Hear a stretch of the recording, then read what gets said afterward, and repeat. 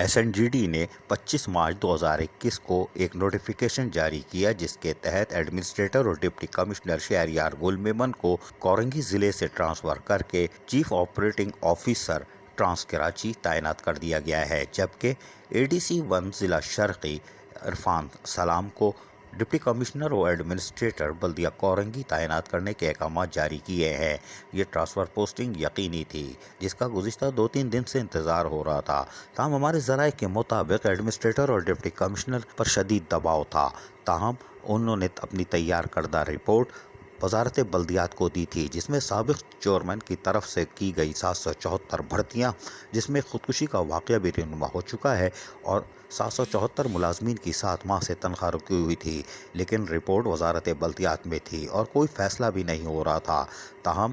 اب ذرائع کے مطابق وزارت بلدیہ کورنگی کے بدعنوان کرپٹ افسران جو آمدنی سے زائد اثاثے رکھتے ہیں، ان کے خلاف بھی شاید کارروائی کرے گی اور بوگس بھرتیوں میں ملوث افسران کے خلاف بھرپور طریقے سے کارروائی عمل میں لائی جا سکتی ہے۔ عزیز عارف، KBS بلدیاتی نیوز کراچی۔ ایسی ہی خوبصورت ویڈیوز فیوچر میں حاصل کرنے کے لیے ریڈ بٹن پر کلک کر کے اور بیل آئیکن کو پریس کر کے ہم سب کے سبسکرائبر بننا مت بھولیے۔